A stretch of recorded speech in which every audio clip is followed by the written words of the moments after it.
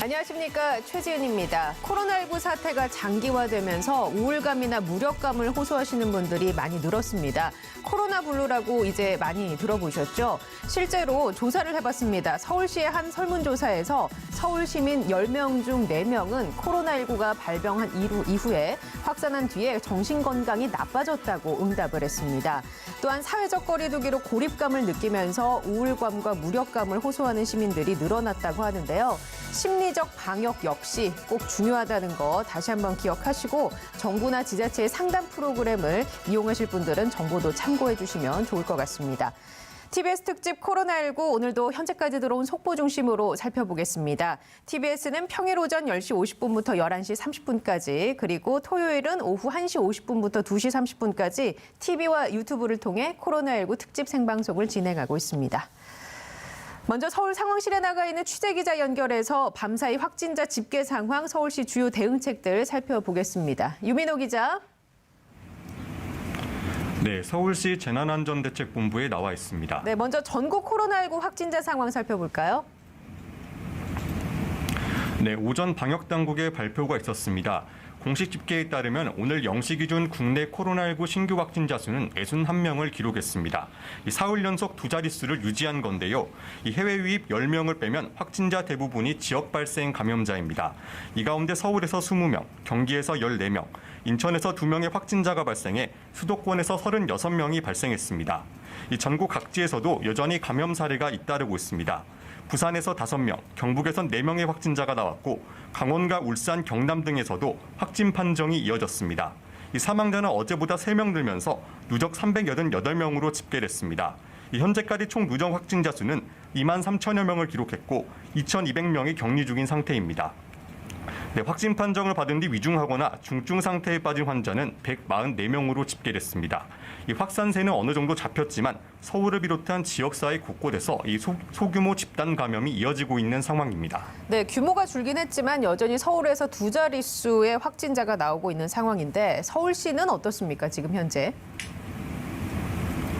네, 서울 지역 확진자 수는 한 달 전 100명대 중반까지 올랐다가 정점을 찍고 확연한 감소세를 보이고 있습니다. 앞서 전해드린 것처럼 서울에선 20명이 확진 판정을 받았는데요. 확진자 수는 누적 기준으로 5,000명을 넘어섰습니다. 신규 확진자 규모는 줄었지만 여전히 소규모 집단 감염 여파는 계속되고 있습니다. 우선 0시부터 오후 6시까지 발생한 주요 사례들을 살펴보겠습니다. 관악구 소재 사우나에서 2명이 추가 확진돼 모두 11명이 됐습니다. 강남구 대우디오빌 플러스, 동은산업개발 관련 확진자도 각각 1명씩 늘었습니다. 정은경 중앙방역대책본부장은 서울 강남을 고위험 지역으로 진단했습니다. 정 본부장은 방문 판매와 다단계 사업, 투자 설명회가 다수 열리는 오피스텔이 밀집해 집단 감염이 자주 발생한다고 지적했습니다. 이어 해당 지역에서 검사 강화 등 방역을 강화할 필요가 있다고 덧붙였습니다. 네, 정은경 중앙방역대책본부장이 서울 강남을 고위험 지역으로 진단을 했으니까 이쪽에 이동하실 분들은 조금 더 주의를 기울이셔야겠습니다. 서울의 다른 지역 상황은 어떻습니까? 네, 양천경찰서에서도 1명이 확진 판정을 받아 총 3명, 동작구 요양시설에서도 1명이 발생해 모두 10명이 됐습니다. 각 자치구에서도 확진자 동선을 공개하고 있는데요. 양천구는 양천경찰서 직장 내 접촉과 관련한 확진자는 신정 1동, 관악구 사우나 관련 확진자는 신정 7동에 거주하고 있다고 밝혔습니다. 종로구는 지난 17일 확진된 다른 자치구 확진자의 관내 동선을 공개했습니다. 이 확진자는 지난 12일부터 14일까지 해화동에 있는 해화아트센터를 오후 4시부터 2시간가량 방문한 것으로 파악됐습니다. 구로구는 관내에서 열린 건축 투자 설명회와 관련해 참석자 33명의 명단을 파악한 뒤 대상자에게 자가격리와 검체 검사를 통보했다고 밝혔습니다. 관악구에서는 강남구 역삼동 소재 현대벤처베를 방문한 구민 1명이 양성 반응을 보였습니다. 금천구도 지난 20일 양성 판정을 받은 확진자의 동선을 공개했는데요. 이 확진자는 지난 7일부터 안양천병 금천교 하부에서 제초작업 등 공공근로에 참여했는데 같이 일한 근로자 총 42명에 대해 코로나19 진단검사를 진행했습니다. 이 중 38명은 음성 판정이 나왔고 나머지 4명은 검사 결과를 기다리고 있습니다. 종로구, 구로구, 관악구, 금천구 주변 곳곳에서 집단 감염이 발생을 하고 있는데 이런 가운데 방역당국이 코로나19 재감염에 대한 입장을 밝혔어요. 네, 어제 방역당국은 코로나19 바이러스 유형이 달라 재감염이 가능하면서도 국내 첫 의심 사례에 대해서는 아직 단정 지을 수 없다고 밝혔습니다. 정은경 본부장은 국내 재감염 의심 사례를 두고 현재 해당 연구진과 역학적 특성을 정리하고 전문가들과 검토를 진행하고 있는 과정이라고 설명했습니다. 이 첫 재감염 사례는 의심자는 서울에 거주하는 20대 여성인데요. 지난 3월 확진 후 회복됐다가 4월 초에 다시 양성 판정을 받았습니다. 정 본부장은 재감염 최종 판정 시 의미에 대해서는 면역이 평생 유지되지 않기 때문에 반복 감염이 될 수 있는 감기 독감과 유사한 패턴을 보여줄 수 있다는 것이라고 설명했습니다. 네, 재감염과 관련해서는 저희가 전문가 두 분과 함께 잠시 후에 더 자세하게 이야기 나눠보도록 하겠습니다. 자, 추석 연휴가 얼마 남지 않았습니다. 서울 시민을 대상으로 한 추석 이동 관련 설문조사 결과가 나왔다고요? 네, 서울 시민 4명 중 3명은 올해 추석 연휴 때 고향 방문 등 장거리 계획이 없는 것으로 나타났습니다. 서울대 보건대학원 유명순 교수팀과 서울연구원 조사에 따르면 추석 연휴에 장거리 이동 계획이 있는가라는 질문에 응답자의 56.8%는 없다고 답했습니다. 또 16%는 있었지만 코로나19로 취소했다고 응답했는데요. 이동 계획이 있다는 응답자 가운데 45.7%는 20, 30대였고 가구원 수로 보면 4인 가족인 경우가 37.1%로 가장 많았습니다. 또 서울의 코로나19 상황이 심각하다는 응답은 92.7%로 지난 4월 1차 조사 때보다 2배 가까이 증가했습니다. 현재보다 더 강력한 사회적 거리 두기를 수용할 수 있다는 답변은 82.3%로 높은 수치를 기록했습니다. 이번 조치는 지난 8일부터 11일까지 서울에 거주하는 만 18세 이상 성인 849명을 대상으로 진행됐는데요. 95% 신뢰 수준의 최대 허용 오차는 플러스 마이너스 3.4%포인트입니다. 일단 정부도 추석 연휴 방역 고비를 쥘 것으로 보이는데 어떤 대책들을 준비하고 있습니까?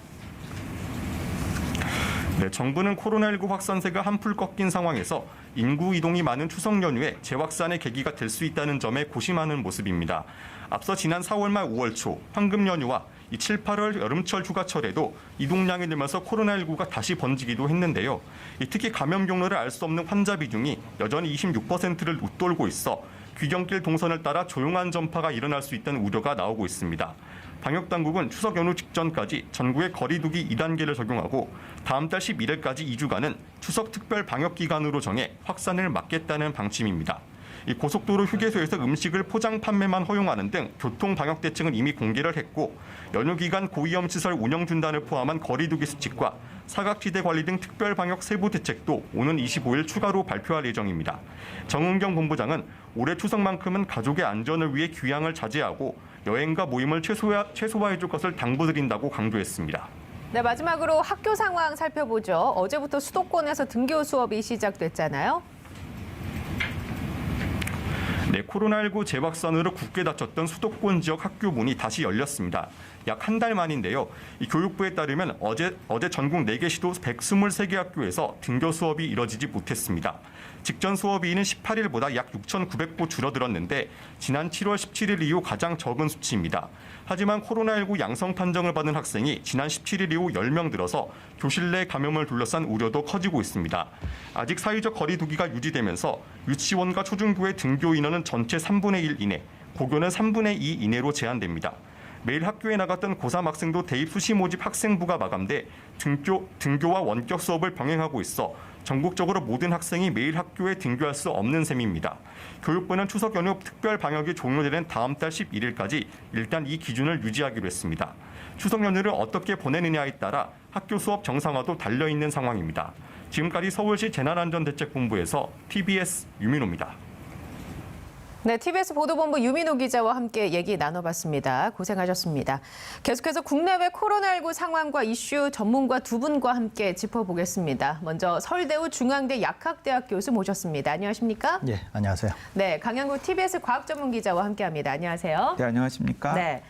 신규 확진자가 오늘 0시 기준으로 61명이 나왔습니다. 사흘 연속 이제 두 자릿수를 이어가고 있는데 어떻게 보시나요? 현재 상황 거리 두기의 효과가 나타나고 있다고 보시는 건가요? 일단은 나타나고 있다고 봐야 될 것 같은데요. 그런데 어제도 제가 이 자리에서 말씀을 드렸습니다마는 여전히 감염 경로가 불분명한 환자의 비율이 높은 수준이거든요. 거의 30%대에서 내려가지 않고 있기 때문에 그래서 감염 경로 불분명 환자 비율이 낮춰지지 않으면은 하루 신규 확진 숫자가 좀 줄어든다고 하더라도 언제든지 다시 어디선가 집단 감염의 형태로 환자들이 많이 발생해서 이 숫자가 늘어날 수 있기 때문에 안심할 단계는 아니다라는 생각이 들고요. 또 그리고 일주일간의 하루 신규 확진 추이를 정확하게 보기 위해서는 수요일 날이나 목요일 날 숫자가 굉장히 중요한 것으로 보입니다. 그래서 어제 일요일, 어제, 오늘 그리고 확진 환자 숫자가 약간 줄어드는 것만으로는 안심하기에는 이르다라고 생각합니다. 네. 거기에다가 지금 우리가 이제 추석 연휴를 남겨두고 있지 않습니까? 그런데 이제 추석 연휴 부근에는 아무래도 검사 숫자는 좀 더 줄어들 가능성이 많고 또 역학 조사관들도 아무래도 뭐 휴일 연휴 때문에 역학 조사가 제대로 일어나기가 어렵겠죠. 예. 그러니까 추석 연휴 때는 지금 우리가 토일요일 날에서 보는 것처럼 검사 숫자도 줄어들고 역학조사도 제일 안 되고 그럼에도 불구하고 많이 모이면서 이동하는 상황에서 대규모 확산이 일어날 수 있거든요. 그런데 평상시와는 달리 그게 잘 통제가 안 되거나 검사가 안 되는 상황이 발생할 수가 있습니다. 예, 추석 연휴 전후로. 그렇습니다. 네. 그러니까 필요 인력은 계속 일을 하시겠지만 그럼에도 불구하고 그런 우려가 있는 것이죠. 그러니까 지금 다소 오르고 내리고 하는 거에 일희일비할 필요가 없는 것이 지금 방금 말씀드린 그런 상황이 되면은 사실 내용적으로는 훨씬 어려운 국면이 될 수도 있습니다. 예. 그렇기 때문에 지금 그런 것을 염두에 둔다고 하면 지금 적극적으로 더 확진자 수를 떨어뜨려야 그나마 우리가 추석 연휴라고 하는 그런 위험 구간을 그나마 좀 건너갈 수 있지. 그러지 않으면 정말 폭발적인 양상도 맞을 수 있기 때문에 지금 상당히 주의를 해야 될 그런 상황에 있다 이렇게 볼 수 있겠습니다. 더 확진자 수를 떨어뜨려야 된다고 하셨는데 뭐 수치상으로 예상하시기에 이 정도 되면 우리 방역 체계에서 관리 가능하다라고 하는 수치가 있을까요? 제 개인적으로는 숫자보다도 네. 저는 감염 경로를 모르는 것을 더 우려하고 있습니다. 예. 왜 그러냐면은 감염 경로를 모르는 것이 모임이나 이동을 통해서 훨씬 위험 요인이 될 수 있는 것이거든요. 그러니까 말씀드린 것처럼 본인이 감염된 상태인 줄을 모르고 무증상인 상태로 이번 추석을 맞으면서 여러 형태의 모임을 하게 될 경우에는 정말 추석이라고 하는 상황에서 걷잡을 수 없이 확대될 가능성이 있는 것이거든요. 네. 그러니까 방역 당국에서 지금 훨씬 더 신경을 써야 되는 것은 하루에 나오는 확진자 수에 못지않게 감염 경로를 모르는 것이 적어도 할 수만 있다면 5% 이하로 떨어뜨려야 된다는 거죠. 그런데 지금 수도권에서는 거의 28%, 네. 전국적으로 보더라도 25%가 넘는 상황에 있거든요. 그렇기 때문에 저는 여전히 상당히 지금 위험한 구간에 있다. 이렇게 평가하고 있습니다. 지금 20%가 훌쩍 넘는 이 감염 경로가 불분명한 환자의 비율을 말씀해 주신 것처럼 5%대로 낮추는 게 지금 당장 현실적으로 가능할까요? 현실적으로 사실은 불가능합니다. 네, 이제 꿈의 그렇기 목표인 것 같이 맞습니다. 들려서요. 그렇기 때문에 예. 정은경 본부장, 정은경 청장을 비롯한 많은 이제 정부 안팎의 방역 전문가들이 지금의 상황이 하루 신규 확진 숫자는 좀 줄어드는 것처럼 보이지만은 결코 안심할 단계가 아니다라고 이야기를 하고 있는 것이고요. 네. 그리고 좀 걱정이 되는 상황이 무엇이냐면 지금 며칠 동안 수도권의 신규 확진 환자 숫자들은 계속해서 줄어들고 있는 상황이거든요. 근데 제가 아까 그냥 거칠게 30%라고 말씀을 드렸습니다만은 설 교수님께서 이 서울 같은 경우에는 28.8%라고 정확하게 정정을 해주셨는데요. 또 오히려 늘었어요. 그러니까 25.6%에서 28.8%로 감염 경로 불분명 환자의 비율은 오히려 늘었거든. 네. 그러니까 이게 이제 이제 미스매치가 일어나고 예. 있는 것입니다. 지금 확진자는 확진 환자 줄고 숫자는 있는데 줄어들고 있는데 감염 경로 불분명은 오히려 늘어난 거죠. 있고. 이 말은 무슨 말이냐면 방역 당국이 지금 열심히 하고 있기는 합니다만은 네. 어쩌면은 역학 조사를 통해서 찾아내지 못한 숨은 감염자들이 지역사회에 상당히 많이 있고 그런 숨은 감염자들 중에서 일부만 감염 경로 불분명 환자의 비율로 발견되고 있다라는 것으로도 확인할 수 있거든요. 예. 그러면 지금 이 순간에도 우리는 하루 확진 환자 숫자가 좀 줄어들어서 다행이다 싶지만은 사실은 발견하지 못한 분들이 바이러스를 여전히 전파하고 있다라고도 생각할 수 있기 때문에 그런 부분들이 굉장히 걱정스러운 것입니다. 일단 정부가 추석에는 웬만하면 이동하지 말고 집에서 쉬는 것을 강력하게 권고를 했는데 그럼에도 불구하고 가족 모임 같은 게 있을 수 있잖아요.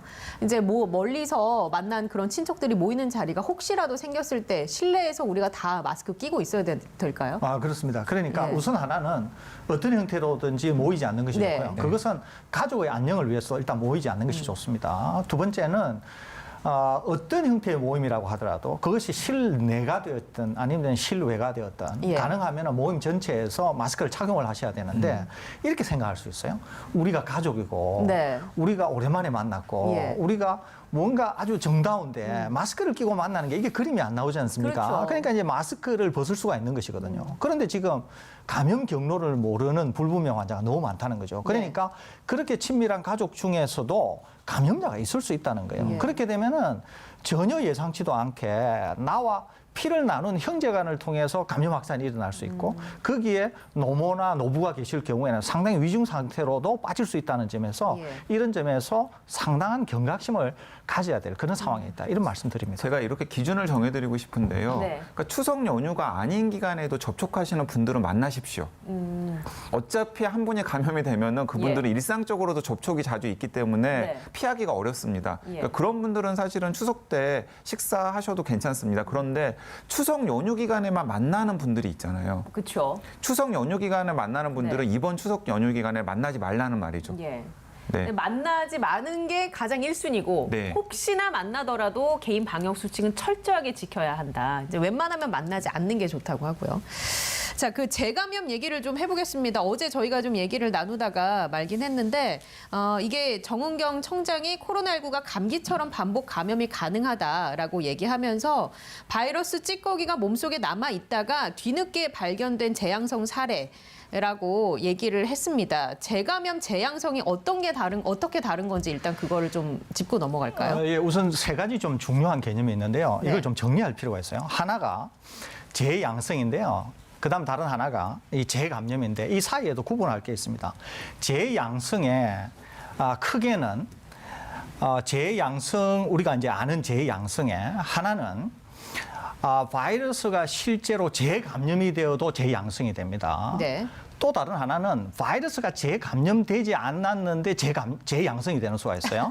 좀 어렵긴 합니다만은 하나는 뭐냐면 바이러스가 다 없어지고 찌꺼기가 남아 있는데 네. 찌꺼기를 검출하는 경우가 생길 수가 있거든요. 이렇게 되면 바이러스는 몸에 없는데 진단검사상으로만 재양성이 되는 거죠. 이렇게 재양성이 된 네. 경우는 전혀 위험하지가 않습니다. 그런데 재양성 중에 둘로 나눌 수 있는데 하나는 재활성화. 그러니까 아주 적게 남아있던 바이러스가 다시 많아지면서 활성화가 되는 재양성이 있을 수 있고요. 또 다른 하나는 감염이 되어서 재양성이 될 수 있는데 이때 감염이 될 때 같은 바이러스로 감염이 될 경우에는 구분하기가 어렵습니다. 네. 그러니까 얘기하기가 좀 어려운 거죠. 그런데 지금 우리가 얘기하고 있는 재감염은 뭐냐면 네. 첫 번째 감염이 되었다가 나았는데 두 번째 감염이 되었을 때 조사를 해보니까 첫 번째 바이러스와 두 번째 바이러스가 다르다는 거죠. 보니까 2월, 3월에는 S형과 V형 바이러스가 유행을 했었는데 예. 3월부터 유럽이나 이제 미국에서 들어온 G형, GR형, GH형 바이러스가 유입돼서 생긴 일이라고 볼 수 있을까요? 그렇습니다. 그러니까 초기에는 S나 V, 그러니까 한 사람을 놓고 네. 볼 때 처음에는 S나 V로 감염이 되었는데 더 쉽게 얘기 말씀드렸어요. 그냥 S라고 하죠. 네. S로 감염이 되었다가 완전히 나았어요. 그런데 두 번째는 G에 감염이 된 거예요. 이런 경우에는 누가 봐도 명확하게 재감염, 즉 바이러스에 의해서 한 차례 감염되었다가 낫고 다른 바이러스에 의해서 감염되었다가 확인이 된 거다. 이렇게 예. 볼 수 있는 거죠. 이거는 바이러스가 다르니까 명확하게 재감염이 되었다. 이렇게 볼 수 있는 거죠. 그런데 중요한 것은 뭐냐면 재감염이 되었을 때 이 환자의 상태가 어떤가 하는 것이 대단히 중요합니다. 네. 그런데 몇 개 국가에서 재감염 사례가 확인이 되었는데 일부는 두 번째 감염이 되었을 때 경증을 앓은 경우가 있고 또 어떤 경우에는 두 번째 감염이 되었을 때 첫 번째보다 더 위중해진 경우가 있어요.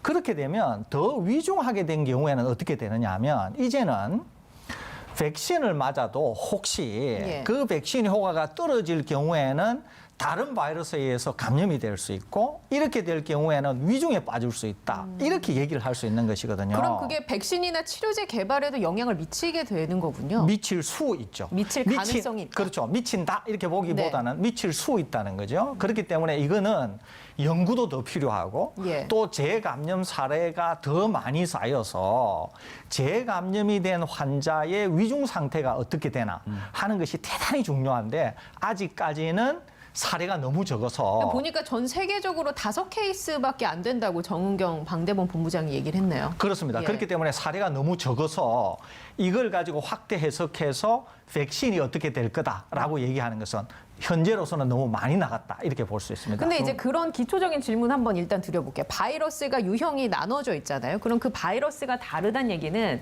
코로나19 증상, 발현되는 증상이 다르거나 혹은 치명률이 다르거나 뭐 이럴 수 있다는 얘기인가요?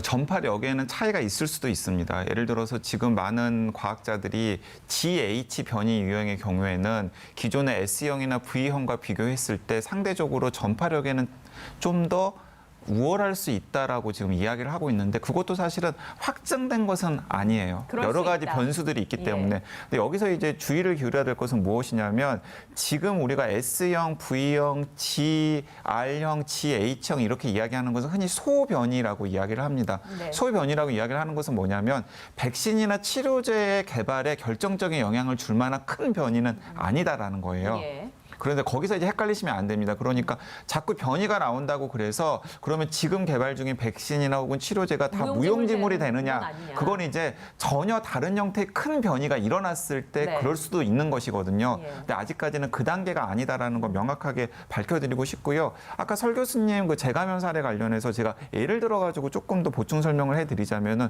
예를 들어서 그 모기가 옮기는 바이러스 중에서 댕기열 바이러스라는 네. 게 있습니다. 이 댕기열 바이러스 같은 경우에는 댕기열 바이러스에 한 번 걸리신 분이 다시 댕기열 바이러스가 몸에 들어오면은 더 심해지는 경우가 많습니다. 자, 이런 경우는 재감염 사례가 굉장히 위험한 그렇죠. 경우예요. 예. 그런데 통상적으로는 어떤 경우냐면 한 번 바이러스에 감염된 다음에 앓고 지나가 완치가 되었어요. 그 다음에 같은 바이러스가 다시 몸으로 들어오면은 거의 본인이 증상을 느끼지 못하거나 무증상 상태로 이겨낼 가능성이 훨씬 더 높아집니다. 확률적으로는. 네, 그리고 예. 홍콩의 사례가 그런 사례였는데요. 그래서 홍콩에서는 그렇게 두 번째 재감염이 된 분의 혈액을 뽑아가지고 그 혈액 안에 항체의 양을 네. 첫 번째 감염되었을 때 항체 양과 비교를 해봤더니 오히려 몸속에서 면역 물질의 양이 더 많다라는 사실로 확인이 된 긍정적인 거예요. 신호네요. 이건 굉장히 긍정적인 예. 신호죠. 그런데 방금 설 교수님께서 더 연구가 필요하다라고 덧붙인 것은 무엇이냐면 거의 비슷한 미국의 사례가 있는데 미국의 경우에는 첫 번째 가볍게 앓고 지나가신 분이 얼마 지나지 않아서 다시 재감염이 되었는데 다른 소변이를 일으킨 바이러스에서 재감염이 되었는데 증상이 더 오히려 안 좋아요. 증상이 더 심해졌어요. 근데 이런 경우는 그럼 개인차가 있다고도 봐야 되나요? 개인이 어떻게 반응하느냐에 따라서 그럴 달라질 수도 수 있는데 아직은 우리가 모르는 게 많다는 거죠. 그래요? 그래서 그거는 좀 더 우리가 조사를 연구도 해봐야 필요하고 한다. 좀 더 케이스도 많아져야 일반화할 수 있을 것 그리고 이제 같습니다. 백신 말씀을 이제 설 교수님께서 하셨는데 거기도 이제 약간 더 예를 들어서 말씀을 해보면 백신의 심각한 부작용 중에 하나가 과학자들이 질병 강화라고 부르는 증상입니다. 백신을 맞았는데 그러니까 일반 시민들이 그러니까 부작용 중에 코로나19에 감염되지 네. 않은 일반 시민들이 코로나19 백신을 맞았어요. 그러면은 백신 맞은 분들이 코로나19 바이러스 실제 코로나19 바이러스가 들어왔을 때 잘 이겨내야 이겨내야죠. 되잖아요. 예. 오히려 백신 안 맞은 사람보다도 심해지는 거예요. 부작용 중에 하나가요. 예, 그러면은 그게 이제 백신의 심각한 부작용이고 그런 부작용에 나타나는 백신은 사실은 쓸 수가 없는 백신이거든요. 일반 네. 시민들을 오히려 더 위험에 빠뜨릴 수가 있기 때문에 그런데 예를 들어서 가볍게 한번 앓고 지나간 분이 재감염이 되었는데 더 심하게 앓아요. 그럼 그것은 무슨 말이냐면 백신을 한번 맞은 분이 실제 바이러스가 감염되었을 때 오히려 심해질 수 있는 가능성을 이야기할 수도 있는 것이거든요. 이제 이런 부분들이 백신 개발에도 영향을 줄 것이기 때문에 재감염 사례에 대해서 굉장히 많은 과학자들이 지금 촉각을 곤두세우고 있는 것입니다. 근데 이게 비율로 치면 다른 뭐 댕기열 바이러스나 다른 바이러스성 질환과 비교해 봤을 때 재감염 사례가 많지는 않은 거죠. 전체적으로 봤을 때. 지금 당장은 하기가 어렵습니다. 기본적으로. 그러니까 이거는 더 기다려봐서 실제로 재감염 사례가 얼마나 되는지 그리고 재감염되는 바이러스가 네. 이론적으로는 같은 바이러스도 가능은 하거든요. 예. 근데 지금 같은 바이러스가 감염이 되었을 경우에는 재감염이라고 하는 것을 판별하기가 어렵기 때문에 그거는 일단 얘기하고 있지 않습니다. 그러니까 첫 번째 바이러스와 두 번째 바이러스가 다른 것만 명확히 재감염 사례라고 확인할 수 있기 때문에 그것만 얘기하고 있는데 지금 이와 같은 경우에는 사례도 더 많이 필요하고 예. 또 방금 강 기자님 말씀하신 것처럼 첫 번째 감염되었을 때의 증상과 두 번째 증상의 중증도 네. 이런 것들이 복합적으로 평가돼야 되기 때문에 좀 더 많은 시간이 걸려야 우리가 알 수 네. 있을 것 같습니다. 알겠습니다. 지금 여러분께서는 코로나19 특집 생방송 TBS와 함께하고 계십니다.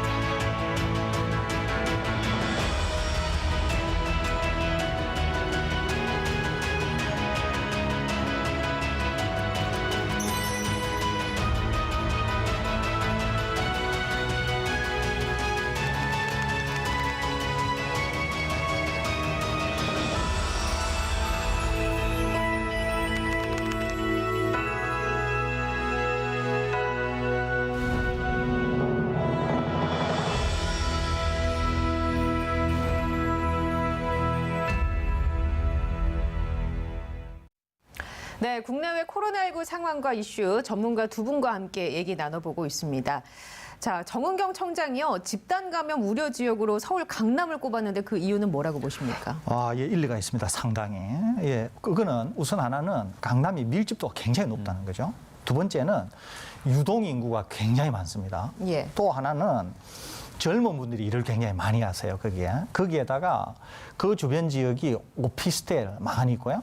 또 방판 다단계 이런 것들도 굉장히 많나 봅니다. 네. 그리고 거기에서 여러 가지 형태의 실내 모임, 또 사업 설명회 이런 것들이 강남 지역에서 굉장히 많이 일어나고 있다는 거죠. 그러니까 만일에 여기에서 전파가 일어나면은 우리가 딴 데서 보는 어르신들을 통한 전파 양상에 못지않게 네. 젊은 분들이 무증상으로 이 조용한 유동 전파를 인구가 할수 있는. 굉장히 예. 많은 밀접 지역이고 그렇기 때문에 강남 지역에서 확산이 될 경우에는 의외로 심각할 수 있다. 이렇게 정은경 청장이 보시는 것 같습니다. 상당히 일리 있다. 이렇게 볼 수 있겠습니다.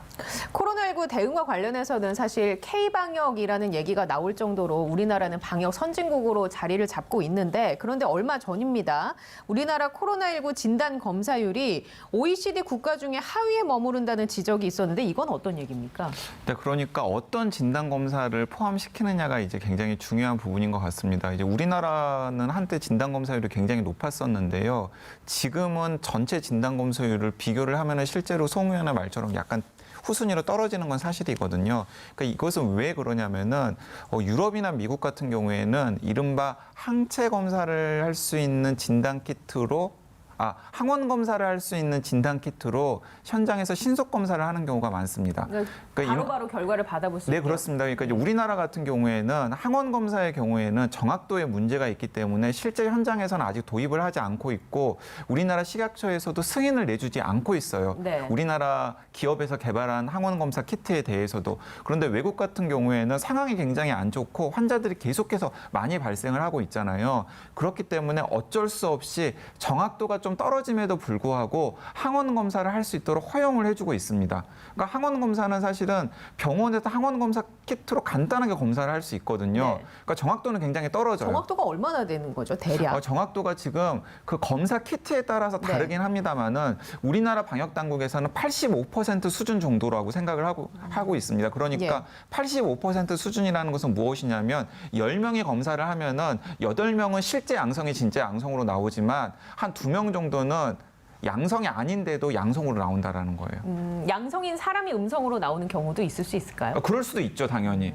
예, 그렇기 때문에 정확하지 않기 때문에 우리나라는 지금 우리나라에서 검사 대상으로 그 확인이 되는 사람들을 아주 정확한 분자 진단을 할 수 있기 때문에 이런 항원 검사 키트를 사용을 하지 않고 있거든요. 예. 그러니까 우리나라도 만약에 항원 검사 키트를 뿌려가지고 많은 사람들을 검사하게 하면은 훨씬 더 검사 건수 자체는 늘어날 수는 있겠죠. 일각 정치권에서는 독감 백신을 할 게 아니라 뭐 1인 1 키트를 줘서 본인이 검사할 수 있는 체계를 만들어야 하는 거 아니냐라는 주장하는 사람들도 있긴 있더라고요. 그렇죠. 예. 네. 그런데 우리 검사가 사실 훨씬 더 중요합니다. 그 이유는 뭐냐면 방금 우리 강 기자님께서 말씀하신 저 진단으로는 실제로 감염이 되어 있는데 못 찾아내는 사람이 제법 됩니다. 그러면 어떻게 되냐면 검사를 받았는데 결과는 어떻게 통보가 되냐면은 음성으로 나오겠죠. 난안 본인은 감염이 걸렸다. 되었는데 이 사람이 예. 무차별 확산을 시킬 수가 있거든요. 그래서 우리 정부는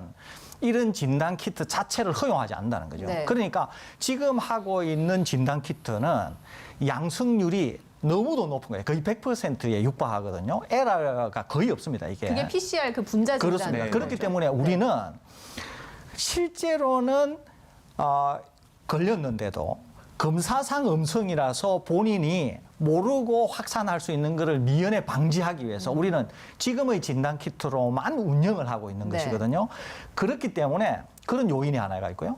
두 번째는 우리는 여러 가지 기술을 사용해 가지고 역학조사를 다른 국가들이 하지 못하는 형태로 그나마 굉장히 신속하면서 타겟팅 형태로 역학조사를 하고 있거든요. 네. 그러니까 역학조사를 하는 범위가 외국에서 보는 것보다 훨씬 적습니다.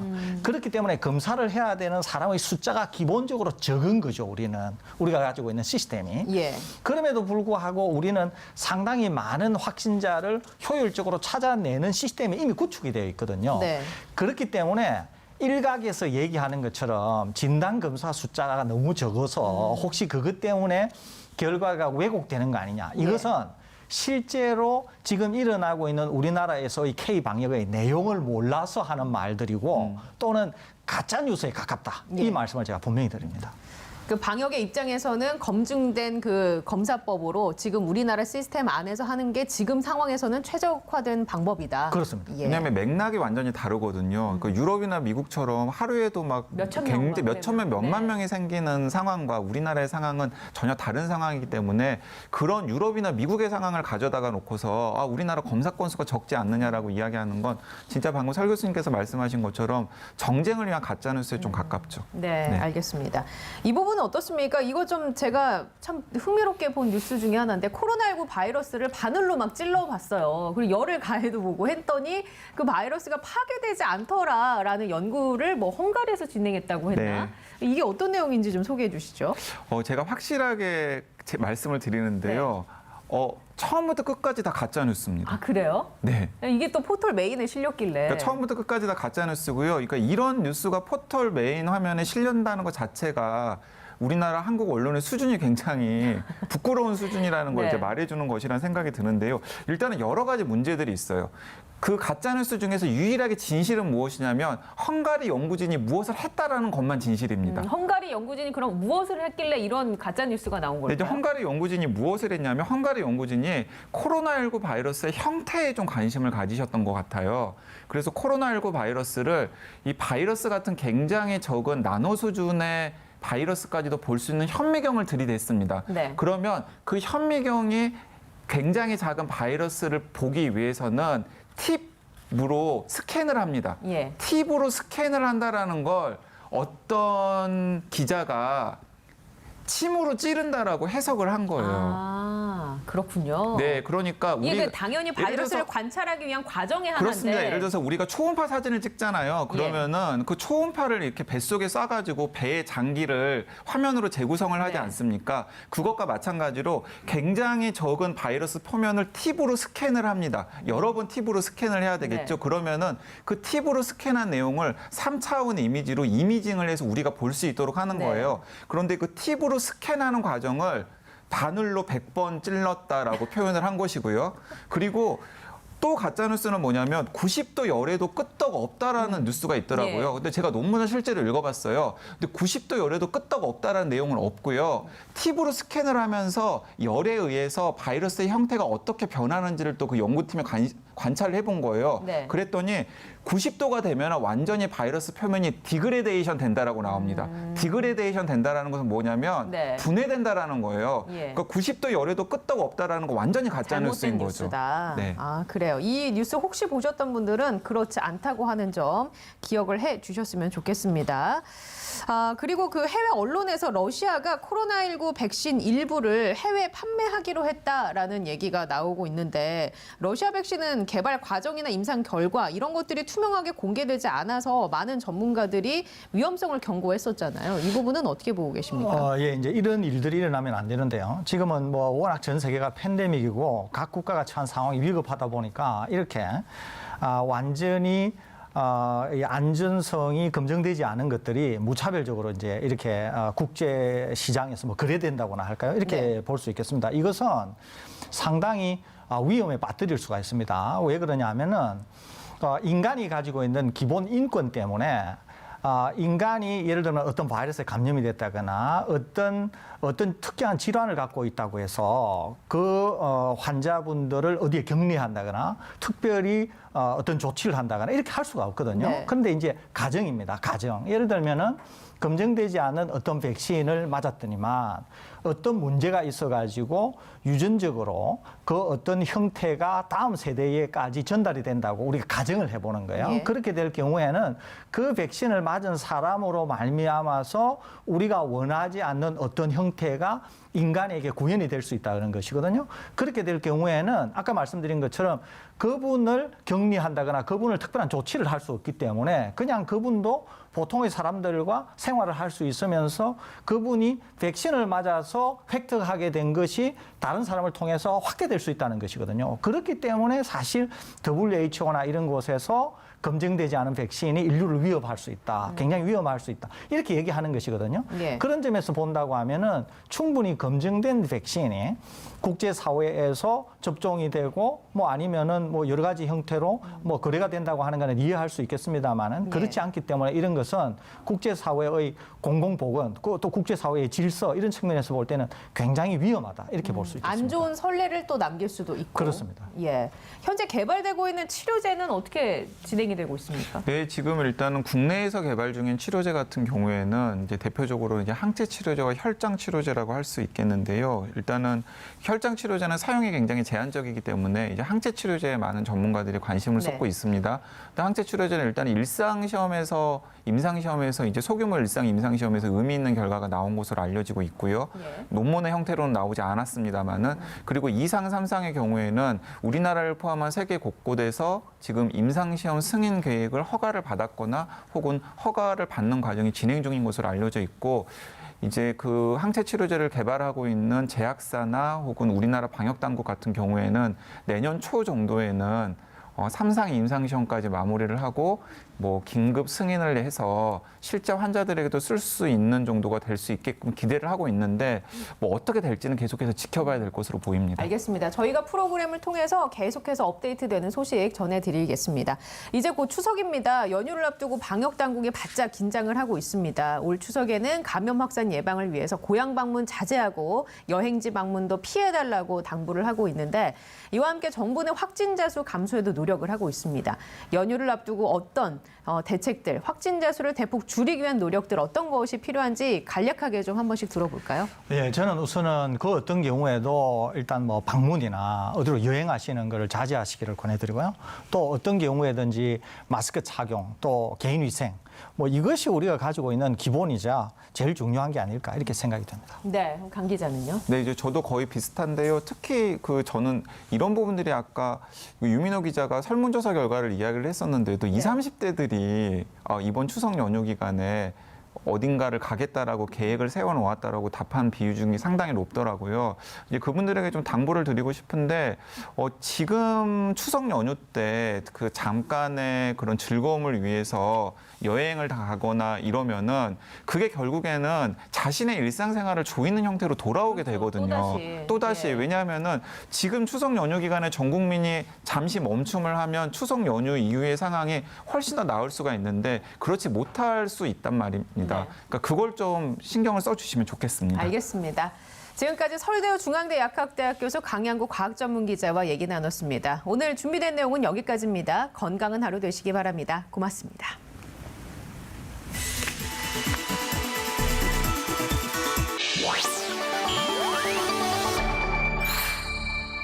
TBS